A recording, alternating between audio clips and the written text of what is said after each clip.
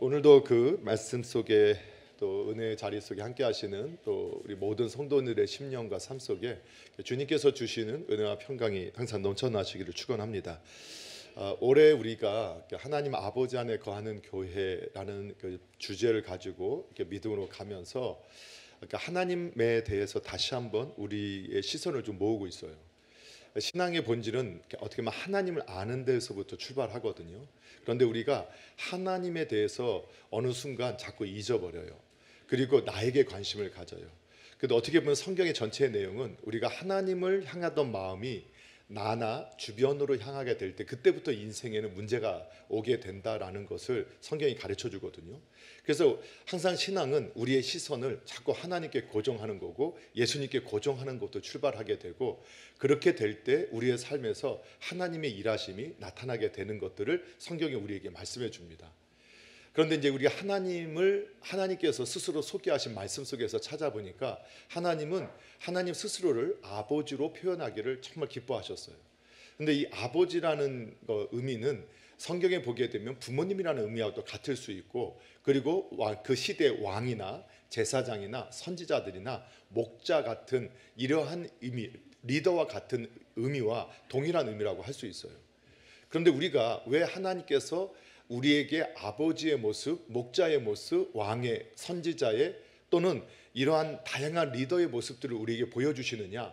바로 저와 여러분이 하나님을 대신해서 하나님의 형상을 따라 창조되어지고 이 땅에 보내받은 아버지, 부모님, 그리고 리더, 제사장, 왕 같은 그러한 사명자로 살기를 하나님께서 원하셨다는 것이죠. 그래서 하나님께서 우리의 모습을 우리에게 보여주시고, 이 세상을 살아가는 동안에 우리가 타락한 세상 속에서는 세상의 아비, 마귀도 있는데 우리가 하늘에 계신 아버지의 모습을 배워가고 닮아가서 하나님의 모습을 이 땅 가운데 드러내기를 원하시는 그 아버지의 마음이, 하나님의 마음이 그 하나님께서 하나님을 우리에게 가르쳐 주시는 그 내용 속에 담겨져 있음을 저희가 보게 돼요.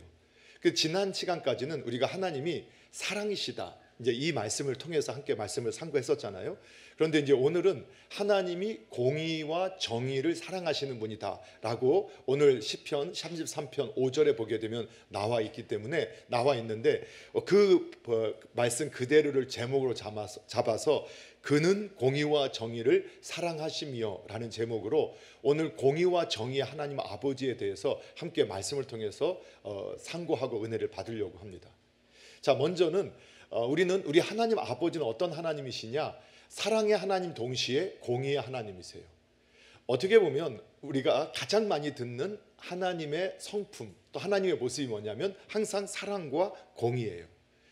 그래서 저도 이 사랑의 하나님에 대해서 우리가 얼마나 우리에 대한 하나님의 사랑이 깊고 넓은지를 함께 살펴보고, 또 우리가 생각하는 세상에서 말하는 사랑과 다른 사랑이라는 것을 우리에게 말씀하신 걸 찾아봤다면, 오늘 공의와 정의에 대해서도 우리가 좀 더 바르게 이해를 해야 돼요.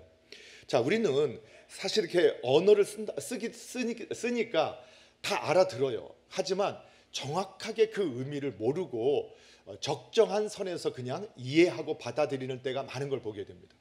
예를 들면 우리가 공의와 정의에 대해서 이야기할 때 사실 많이 쓰는 단어는 아니잖아요. 근데 공의, 정의하면 분명히 여기 계신 분들이 나름대로 다 이해하고 받아들이실 거예요. 근데 공의가 뭐냐, 정의가 뭐냐 하고 설명을 좀 해달라고 하면 쉽게 또 설명하기가 쉽지 않다라는 것을 또 발견하게 돼요. 특별히 이 공의와 정의에 대해서 성경의 언어인 히브리어에서는 뭐라고 이 공의와 정의를 해석하고 있는가를 찾아보면 우리가 생각하는 건 거의 비슷하지만 공의는 이렇게 이해를 하고 있어요. 그게 뭐냐면 하나님이 판단하신다. 그러니까 판단하고 심판하고 판결한다라는 의미가, 사법적인 의미를 담고 있는 것이 공의라는 개념이에요. 그러니까 판결하고 판단하고 이런 의미를 가지고 있는, 심판한다라는 의미를 갖고 있는 것이 바로 공의예요. 정의는 뭐냐? 그냥 제가 좀 더 쉽게 설명하면 우리가 사법적인 판단, 우리가 법적인 판단, 기준을 가지고 판결을 내렸어요. 그런데 우리가 어떤 판결을 내릴 수밖에 없지만 사람마다 각각의 상황과 또 정황들이 다 차이가 있지 않습니까? 그것을 고려해서 다시 판결하는 것을 뭐라고 하느냐? 정의라고 한다는 거예요. 이해가 되시나요? 그게 그거 같은가요? 자, 이제 공의는 사법적인 기준에 의해서 판결을 내린 거예요. 판단을 한 거예요.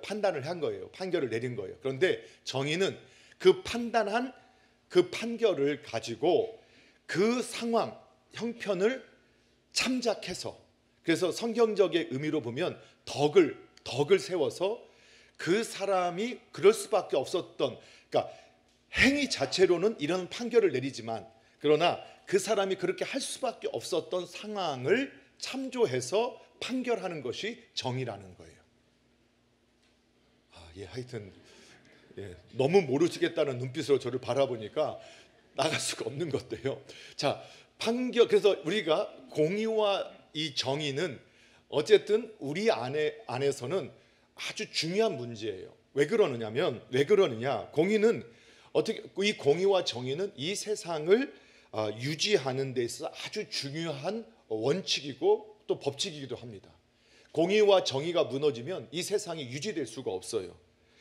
사람들이 아주 고통스러워하고 괴로워하는 이유들, 그리고 심정적으로 아파하는 이유들을 우리가 볼 때, 이 세상을 보면서 가장 많은 고통을 당하는 이유 중에 하나가 뭐냐면 바로 이 세상의 불공평, 불의함 때문입니다.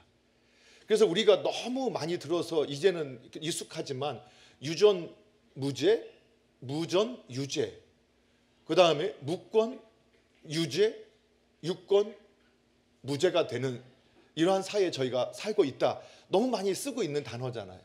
우리는 그런 것들을 너무 많이 경험하며 살아요. 우리가 공의와 정의를 외치지만 실제로 이 세상은요, 공의롭지 못하고 정의롭지 못해요. 그리고 이렇게 생각할 수 있어요. 그러면 이 세상의 공의와 정의가 완성될 수 있느냐? 저는 성경을 통해서 볼 때 이 세상에서는요, 결단코 온전한 공의와 정의는 이루어지지 않는다라고 저는 확신을 해요. 왜냐하면 인간이 타락한 이후에 우리가 공의와 정의를 외치지만 그 공의와 정의라는 것이 어떻게 보면 자신의 공의, 자신의 정의를 외쳐요. 그래서 우리가 보면 인류의 70억이 되고 80억, 100억이 되면 100억의 공의와 정의가 있는 것으로 해석할 수 있게 되는 거예요. 그렇기 때문에 이 세상에서는 그냥 합의한 공의, 정의를 만들어내는데 이 합의된 공의, 정의도 우리가 모두에게 공정하게 판결되어지고 적용되어지느냐? 그렇지 않다는 것을 우리는 수없이 보고 자라났다는 거예요. 정말 그래요. 우리가 그런 것이 뭐가 있을까요? 너무 높게 쳐다보면 이 세상에서 사법 안에서 여러분 이런 말이 있어요. 전관예우라는 말이 있어요. 그런 걸 없애자고 말을 하면서도 없어지지 않아요. 그게 뭐냐면 아주 공직에 있었던 높은 지위에 있었던 검사나 판사가 변호사가 됐을 때 그분들을 변호사로 쓰게 되면 그냥 가급적이면 그분의 변호를 들어주는 이러한 예우. 그래서 그분들은 아주 돈을 우리가 보니까 한 번 소송을 했는데 몇십억, 몇백억씩 받더라. 그런 사례들을 우리가 보면서 우리는 그거를 불의하다, 불공정하다, 없애야 할 관행이다 이렇게 말을 하면서도 또 그걸 이용하는 모습들을 저희들이 보게 되잖아요. 그렇죠. 우리는 우리 세상에서 똑같은 범죄를 행했는데 힘이 있거나 아니면 돈이 있는 사람들은 그 죄 형벌에서 훨씬 가벼운 것을 받는 것을 보게 되고, 돈이 있고 힘이 있는 사람들은 그것에서 훨씬 더 가벼운 처벌을 받는 것들을 우리는 사실 많이 보고 있어요. 예를 들면 돈 없어도 똑같이 판단 아니요. 여러분 우리가 재판에 딱 들어가 본 분들에 보세요. 변호사를 어떤 분을 쓰느냐에 따라서 판결이 달라져요. 아니 그건 말이 안 되잖아요.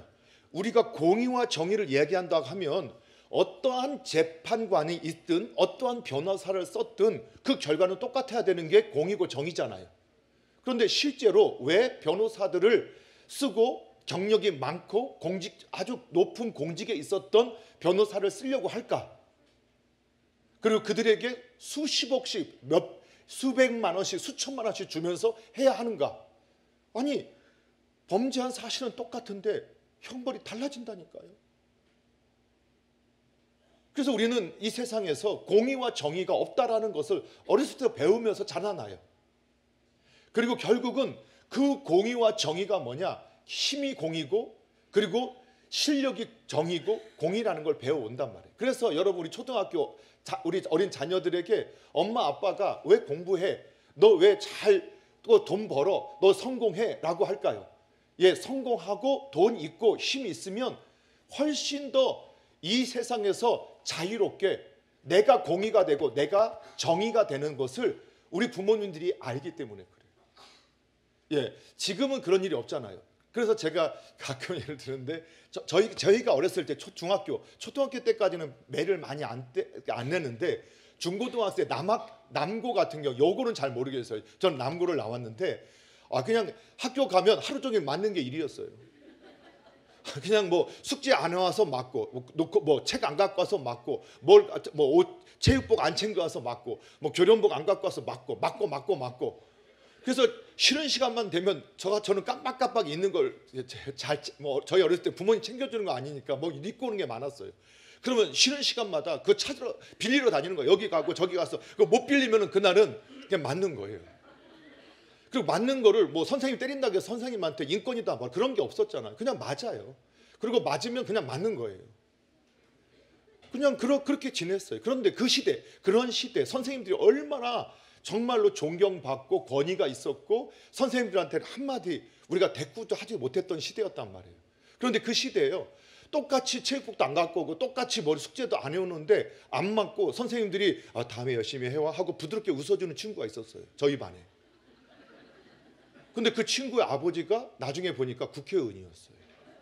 와, 국회의원 아버지를 두니까 그 권위 있는 선생님이 얼굴이 너무 온화해 주시면서 너무 부드럽게 말해주는 거예요. 다음부터 그러지 마라. 그 실수했구나.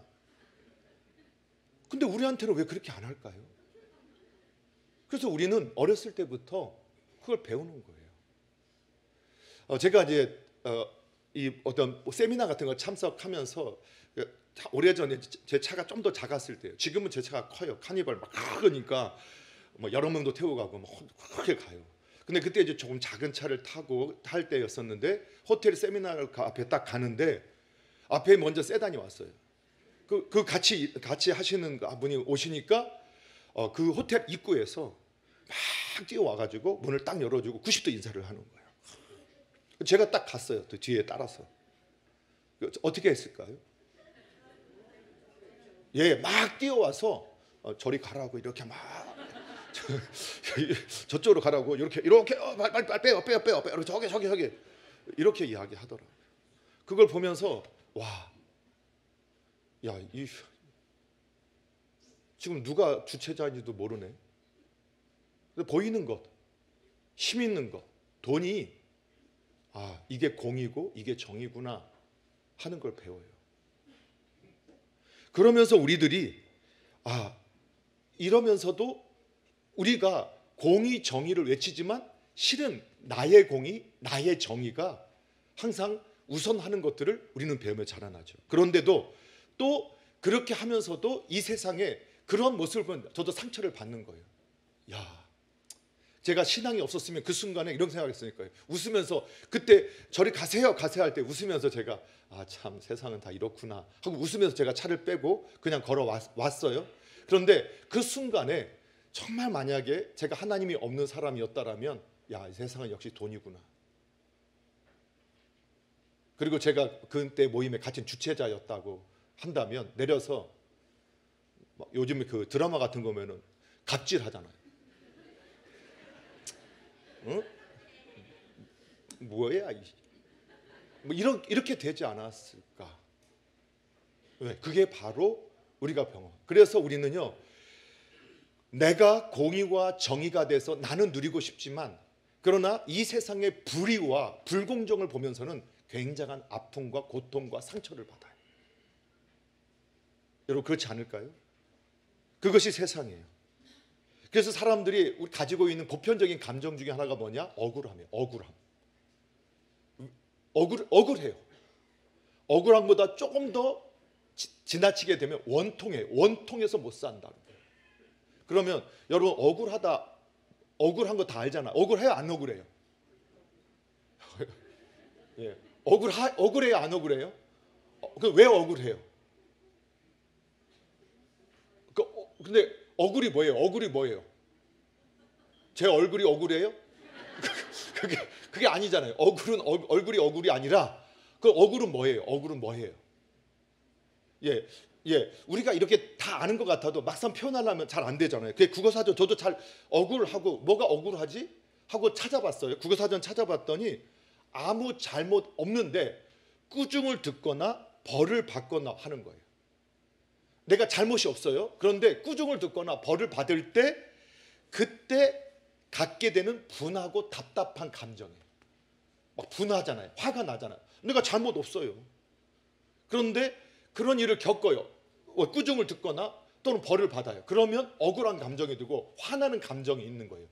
그러면 그 원통은 뭐냐? 원통은 그 화를 더 강조한 거예요. 화가 날 정도로 억울하다. 이런 표현을 원통하다라고 표현하는 거예요. 그런데 우리 마음속에는요, 이런 억울함들이 다 있어요.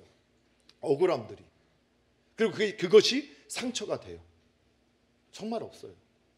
왜냐하면 우리가 아무리 정말 억울할 수밖에 없어요. 나는 정직하게 또는 나는 바르게 했는데 그걸 몰라요. 때로는 사람은 몰라요. 그 순간만 보고 판단하고 잘못 오해할 수 있기 때문에 그래요. 자, 볼까요? 그런데 하나님의 공의로우심, 하나님의 정의로우심은 바로 이러한 억울하고 고통당하고 괴로워하는 사람들에게는 바로 이것이 복음이 되고 기쁨이 된단 말이에요. 왜냐하면 이 세상에서는 정의와 공의가 없어요. 합의된 공의와 정의마저도 정직하고 진실하게 이루어지지 않는 것을 우리는 너무 당연하게 여기는 시대에 저희들은 살고 있어요. 그런데 하나님은 정의로우시고 공의로우세요. 왜 그러느냐? 그분의 모습 속에 담겨 있어요. 왜냐하면 그분은 전지전능하세요. 모든 것을 알고 계시고 모든 걸 보고 계세요. 자, 저는 지금 제가 이렇게 우리 초등부 자녀들 지금 막 웃고 있는 아이들을 바라보게 되면 뒤에는 못 봐요. 이쪽을 보면 뒤에가 안 보여요. 그런데 하나님은 지금 왼쪽, 가운데, 오른쪽을 다 볼 뿐만 아니라 지구 반대편에 있는 다른 사람의 모습을 보고 있어요. 이게 사람이 이 세상에서 존재하는 방식이 아니기 때문에 우리는 어떻게 그게 가능한지 사실 머리로 이해가 되지 않아요. 근데 하나님은 이렇게 말씀하세요. 아니 계신 곳이 없고 없는 곳이 없다. 그러니까 지금 이 자리에 계시면서 저 지구 반대편도 계시고 저는요, 만약에 우리 장로님한테 제가 이야기를 들으면 우리 집사님, 권사님한테의 말은 제가 안 들려요. 그런데 하나님은 제 이야기를 들으시면서 동시에 지구의 80억, 90억, 100억의 사람들이 말을 해도 그 소리를 다 듣고 짐승의 우는 소리까지 다 들으신다라고 말씀하시는 거예요.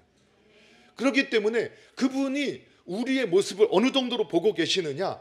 그분이 사람의 길은 여호와의 눈앞에 있다. 잠언서 5장 21절에 사람의 길, 사람이 가는 모든 길은 저뿐만 아니라 여기 계신 한 분 한 분들의 길을 하나님께서 다 그 눈앞에서 그 눈으로 보고 있다 이렇게 말씀하셨어요.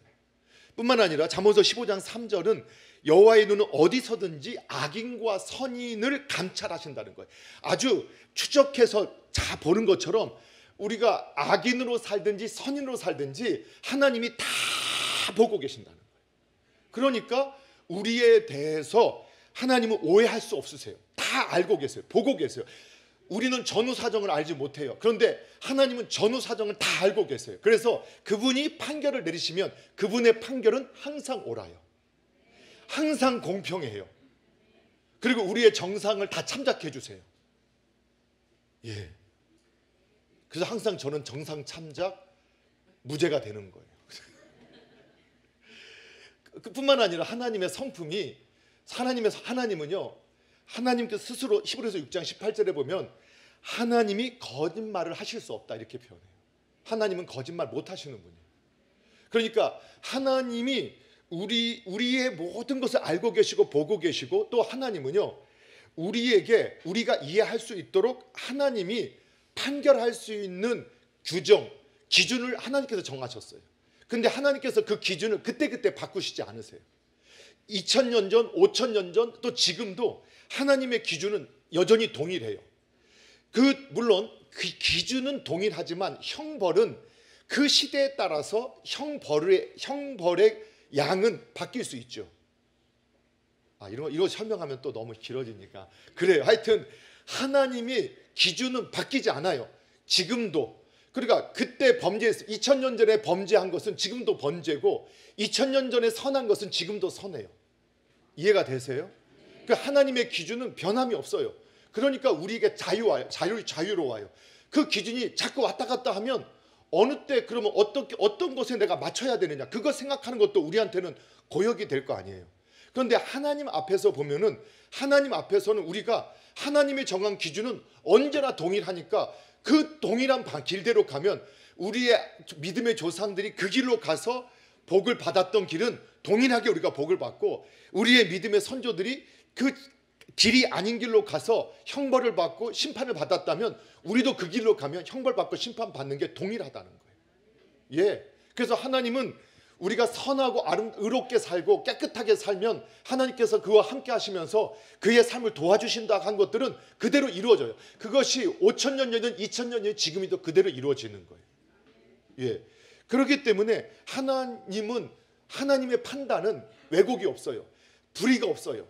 불공정이 없어요. 완전한 공평한 판결이고 판단이에요.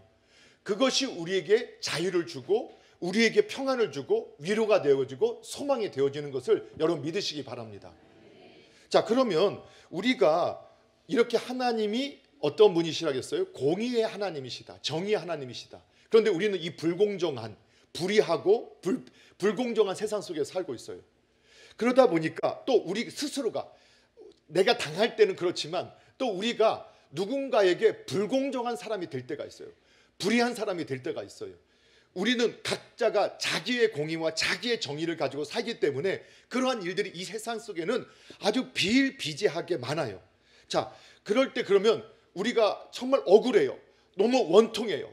정말 고통스러워요. 그럼 어떻게 해야 되느냐? 어떻게 할까요? 예, 그렇죠. 하나님 앞에 그 공의로우시고 완전한 판단을 하시는 아버지 하나님께 가서 속에 있는 그 고통, 억울함을 하나님께 다 아뢰야 하셔야 돼요. 어떻게 아뢰냐? 하나님, 저 악한 자가, 거짓말로 저 속이는 자가, 저 그 불의한 자가 그 힘으로 나를 이렇게 모함하고 이렇게 억울하게 만들었습니다. 그의 거짓대로 그의 입은 찢어지게 하여 주시고 이빨은 뽑아지게 하여 주시고 그 자녀들은 거렁뱅이 되게 하여 주시고 그 사람은 빨리 죽게 해주세요. 자, 이렇게 기도하라고 성경이 말하는 거예요. 성경이 정말 그런다고요? 어떻게 그렇게 기도해요? 우리가 자꾸 착각해요. 오히려 하나님은 우리가 원수 같고 그 억울함을 네 힘으로 풀려고 하다가 너희가 같은 악에 빠진다. 그래서 악은 모양이라도 버려라.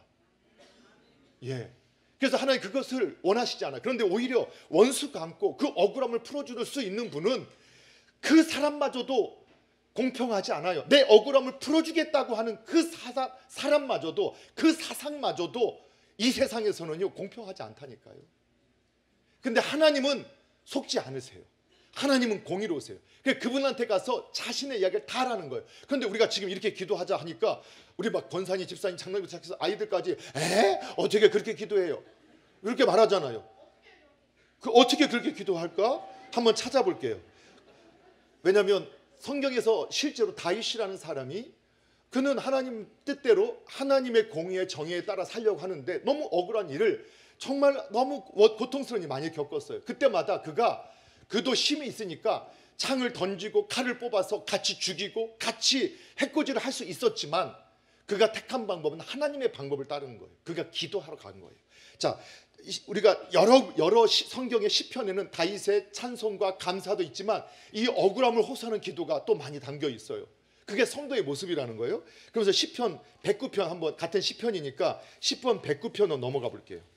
자, 한번 시편 109편 다 읽어볼 수 없으니까 또 그 중에서 1절부터 15절까지만 한번 읽어볼게요. 자, 이거 우리가 생각하는 최고의 믿음의 그 하나님 마음에 합했던 믿음의 사람 다윗의 시예요. 같이 한번 1절부터 15절까지 읽어볼게요. 자, 찾을 때가 기다릴 거야. 걱정하지 마. 찾아. 잘했어. 그렇게 잘했어. 자, 찾았어요?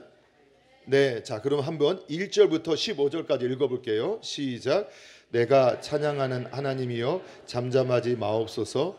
그들이 악한 입과 거짓된 입을 열어 나를 치며 속이는 혀로 내게 말하며 또 미워하는 말로 나를 두르고 까닭 없이 나를 공격하였음이니이다. 나는 사랑하나 그들은 도리어 나를 대적하니 나는 기도할 뿐이라. 그들이 악으로 나의 선을 갚으며 미워함으로 나의 사랑을 갚아싸우니. 자, 잠깐요. 자, 5절까지 보니까 얼마나 억울해요. 그렇죠? 이렇게 억울하고 음해하고 거짓말하고 정말 나를 미워하고 이유 없이 까닭 없이 증오하고 왕따시키고 이런 아픈 마음을 하나님 그대로 표현했죠. 자, 그리고 나서 6절부터 15절까지 그러면 나를 그렇게 한 사람들이 어떻게 됐으면 좋겠느냐 기도하는 거 한번 들어볼게요. 같이 기도해봐요. 여러분도 지금 억울함이 있으면 이 기도가 그대로 되어지기를 원합니다. 예, 함께 한번 읽어볼게요. 6절부터 시작.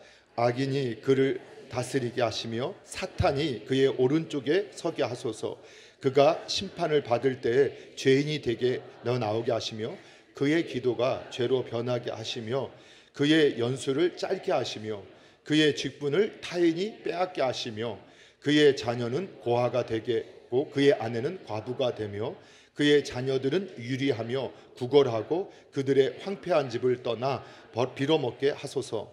고리대금하는 자가 그의 소유를 다 빼앗게 하시며 그가 수고한 것을 낯선 사람이 탈취하게 하시며 그에게 인애를 베풀 자가 없게 하시며 그의 고아에게 은혜를 베풀 자가 없게 하시며 그의 자손이 끊어지게 하시며 후대에 그들의 이름이 지어지게 하소서. 여호와는 그의 조상들의 죄악을 기억하시며 그의 어머니의 죄를 지워버리지 마시고 그 죄악을 항상 여호와 앞에 있게 하사 그들의 기억을 땅에서 끊으소서. 아멘. 여러분, 이게 이제 아주 부드럽게 시적인 표현이 되어 있지만 이 말이 뭐예요? 그 인간 죽여주세요. 빨리 죽게 하시고 그 자손들은 그 아내는 아주 그냥 이 땅에서 가난하고 형편없이 살게 하시고 빌어먹는 존재가 되게 해주세요. 무서운 기도죠. 여러분, 우리가 근데 다윗은 이렇게 기도함을 통해서 그 기도 속에 자신의 모습을 봤을 거라고 저는 확신하거든요. 의인은 없나니 하나도 없어요. 우리가 나의 공의, 혹시 우리가 하나님의 공의와 하나님의 정의로 본다고 하면서도 우리는 나의 공의와 나의 정의를 가지고 판단할 때가 있어요. 그리고 내가 그 공의와 정의를 실현하겠다고 하면 내가 또 악을 행함으로 누군가의 또 원한과 억울함을 심어주는 사람이 되어지게 될 수 있는 거예요. 다윗은 하나님 앞에 이렇게 기도함을 통해서 자신의 모습을 살펴보는 거. 혹시 내가 그렇게 억울하게 만드는 사람은 되어진 것은 아닌가? 그리고 그런 자는 이렇게 망해도 괜찮은 자다라고 그가 보면서 그는 더욱 하나님 앞에서 바른 하나님의 공의와 정의를 따르는 자의 길을 택하게 되는 거예요. 그리고 하나님은 우리가 그렇게 기도해도 하나님은 오해하지 않아요. 제가 진실하다 하는 것을 오해하지 않는 것처럼 저 사람이 정말 어쩔 수 없이 나한테 그렇게 한 것인지 의도를 가지고 한 것인지 하나님은 그것도 알고 계세요. 저 사람에 대해서도 알고 계세요. 그러니까 하나님은 오해 없이 그를 판결할 수 있고 판단할 수 있어요. 그렇기 때문에 의인은 어떻게 하느냐? 하나님께 나가서 하나님의 은혜를 구하는 거예요. 하나님을 믿고 기도하는 거예요. 그래서 오늘 시편 33편 1절에도 너희의 의인들아 여호와를 즐거워하라. 이것이 뭐냐? 하나님이 공의롭고 정의로우시니까 그분은 완전하고 온전하게 판단하시는 분이니까 그분을 기뻐하고 그분을 즐거워하고 그분을 믿고 그분 앞에 나아가서 기도하라는 거예요. 그럼 하나님께서 우리의 원통함, 억울함을 풀어주시고 하나님의 공의와 심판으로 내가 정말 하나님 앞에서 의로웠다면 하나님께서 내 손을 들어주실 것이고 그가 의로웠다면 그의 손을 들어주실 것이다. 그 믿음을 가지고 하나님께 나아가라고 우리에게 말씀하고 있는 거예요. 자, 그리고 나서 우리 33편 1절에 보게 되면 이렇게 나와요. 찬송은 정직한 자들의 마땅히 할 바로다. 그러면 하나님의 공의와 정의를 믿는 저희는 어떻게 해야 되느냐? 하나님을 찬송하는 삶을 살아야 된다는 거예요. 근데 찬송이 뭐냐? 하나님의 하나님 되심을 드러내는 모든 행위예요. 단순하게 우리가 앞에 찬양팀이 정말 찬양 잘하잖아요, 그렇죠? 그 찬양하는 노래하는 것이 찬양, 그것만이 찬양이 아니라 그 노래와 저 악기 반주, 그래서 뒤에 보면 수금과 비파 다 모든 장구, 이 모든 악기를 가지고 연주하는 것도 찬양이에요. 그리고 우리가 하나님의 하나님 되심, 내가 하나님 말씀에 순종하면서 살아갈 때 하나님의 말씀을 순종하는 것은 하나님을 인정하는 행위예요. 하나님의 하나님 되심을 드러낼 때 그게 찬양이에요. 그런데 이 공의와 정의의 하나님 앞에서 하나님의 이름을 찬양하고 하나님의 하나님 되심을 드러낼 수 있는 것은 뭐냐? 정직이라는 거예요. 정직. 그래서 크리스천은요, 하나님을 믿는 하나님의 자녀들은, 하나님의 백성들은 정직하셔야 돼요. 어쩔 수 없이 아주 착한 거짓말이 있어요. 누군가의 생명을 보호하기 위해서 어쩔 수 없이 하는 거짓말이 있을 수 있어요. 그러나 그것은 아주 예외적인 상황이에요. 하나님의 사람들은 철저하게 거짓을 배제하려고 하는 삶을 살아야 돼요. 그것이 바로 하나님의 정의와 공의가 실현되는 시점이기 때문이에요. 하나님이 정직하시고 거짓이 없으시고 변화가 없으신 분이기 때문에, 그분의 뜻이 온전히 판단이 이루어지기 때문에 우리가 정직하게 살아감으로 하나님을 찬양할 때, 그때 하나님의 공의와 정의가 우리의 삶에서 능력 있게 임하게 된다는 것을 믿으셔야 돼요. 그래서 정직한 삶을 뭐냐? 또 한편으로 보면은 4절에 보게 되면 여호와의 말씀은 정직하다 이렇게 나와 있거든요. 그러니까 하나님의 말씀은 변화가 없고 거짓이 없는 진리가 되는 말씀이니까 말씀을 따라 사는 것이 바로 정직하게 사는 거예요. 하나님이 아니라 하는 것은 아니고 하나님이 맞다고 하면 맞는 것을 따라가는 거예요. 그런데 성경을 읽다 보면 어느 때는 살리라 하고 어느 때는 죽이라고 해요. 죽이라는 말씀만 갖고 무조건 죽여도 안 되고 살리라고 하면 무조건 살려도 안 돼요. 그게 뭐냐?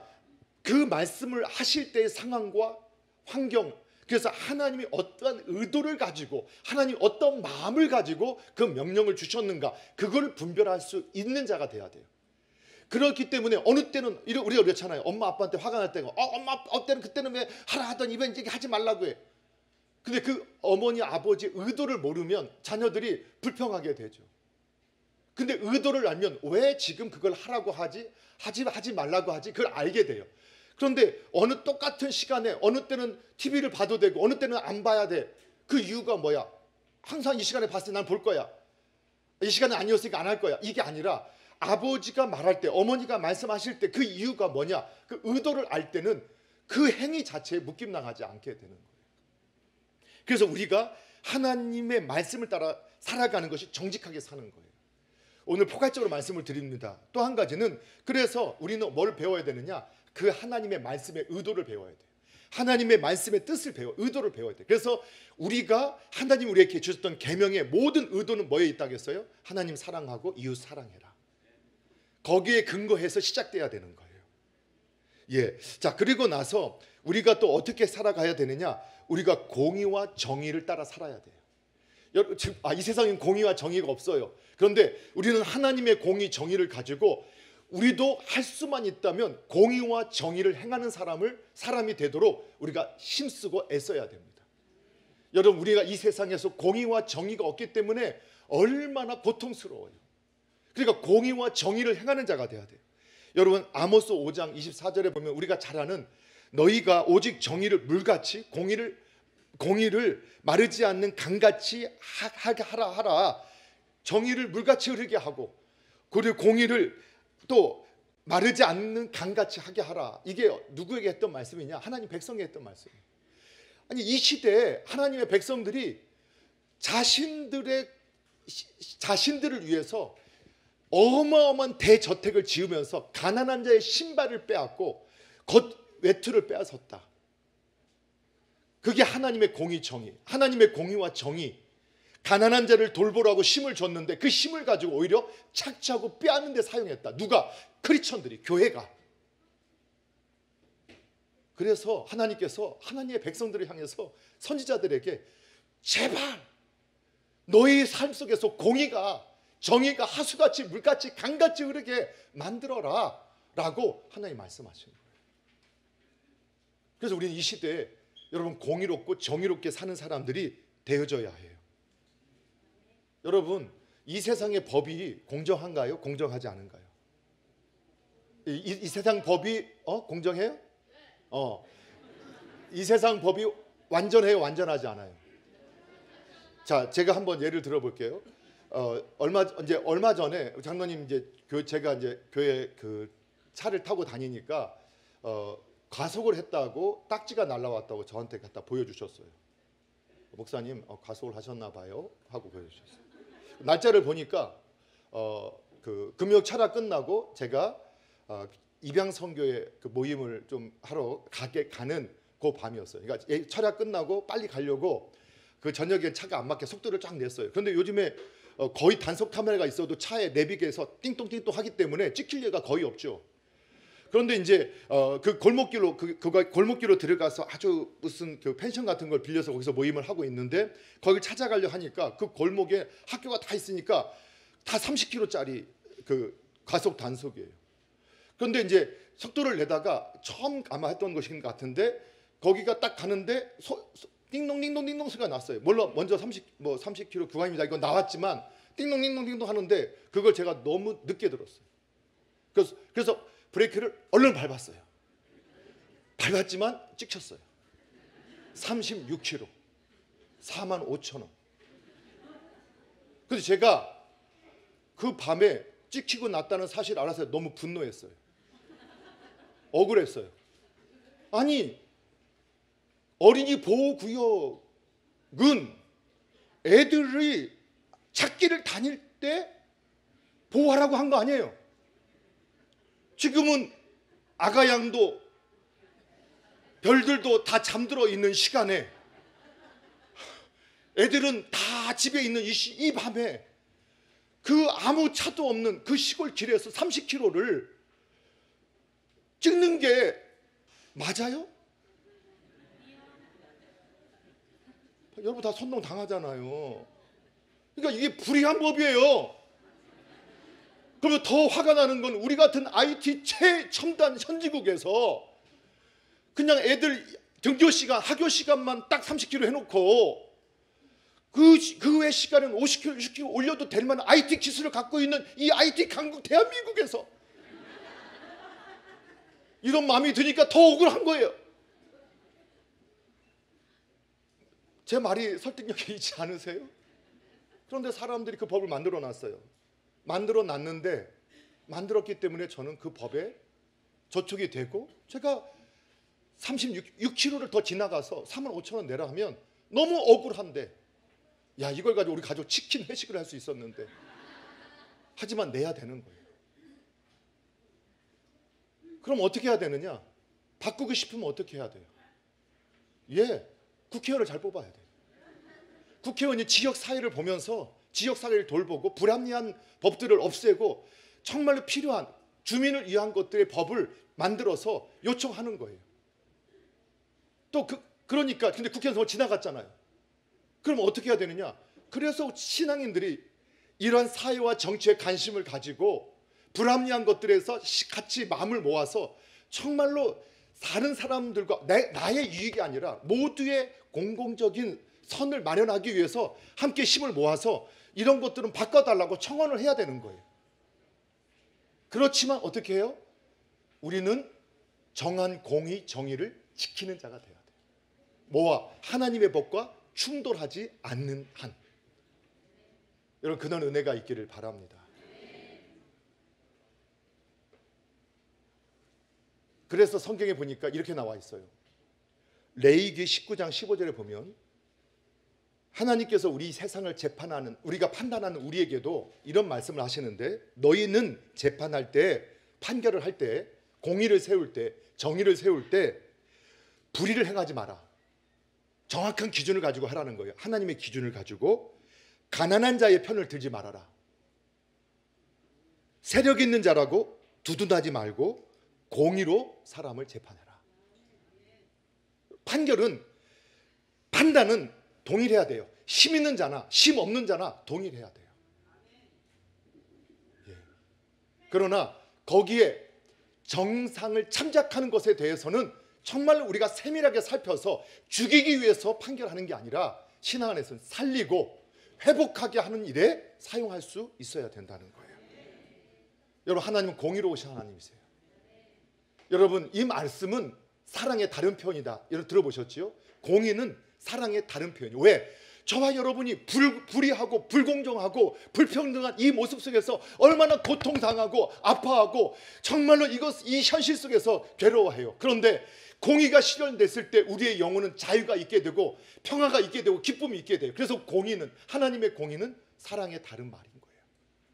그래서 죄에 대한 이 말씀은 하나님이요, 우리가 지금 정말로 하나님께서 자기가 자기를 속이고 사람들의 눈을 속여서 지금 악한 자가 또는 거짓된 자가 성공하는 것처럼 보이고 이기는 것처럼 보여도, 그러나 그 끝은 반드시 하나님이 심판하세요. 그걸 믿어야 돼요. 그리고 서로 분노에 사로잡혀서 여러분 악한 것에 참여하지 마셔야 돼요. 우리가 엎어버리겠다 하지 마셔야 돼요.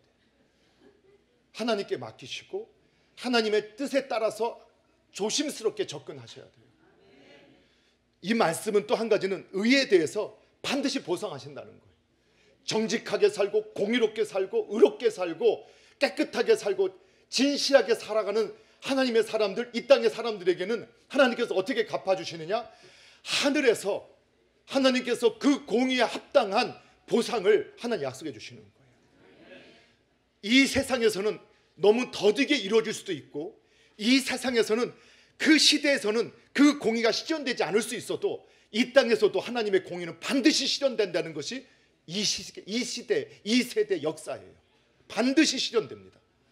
그리고 더 놀라운 것은 여러분, 우리 모두가 공의로우시고 정의로우신 그 심판자 앞에서 판단받는 날이 다 와요. 여러분, 저와 여러분이 공의롭고 정의롭게 살아가야 할 이유가 거기에 있어요. 그분 앞에 섰을 때. 여러분, 저 하늘에서는요, 계시록에 보면 우리 먼저 공의롭고 정의롭게 살아갔던 성도들이 이 세상의 악을 언제 심판하시겠습니까 하고 하나님 앞에 기도하고 탄원하는 하나님의 종들이 있다겠어요. 여러분, 억울하고 고통당하는 성도들, 또 그러한 백성들 하나님 안 보고 계신 것이 아님을 믿으십시오. 당장에는 우리가 손해보는 것 같아도 우리 교회가 가야 할 길은 분명합니다. 우리 아버지 하나님이 공의로우고 정의로우신 그 공의와 정의를 사랑하시는 분이심을 믿으시고, 저와 여러분도 여러분 사람의 환경에 묶임당하지 마시고 하나님의 공의와 정의를 실현할 수 있는 복된 저와 여러분 되기를 주님의 이름으로 축복합니다.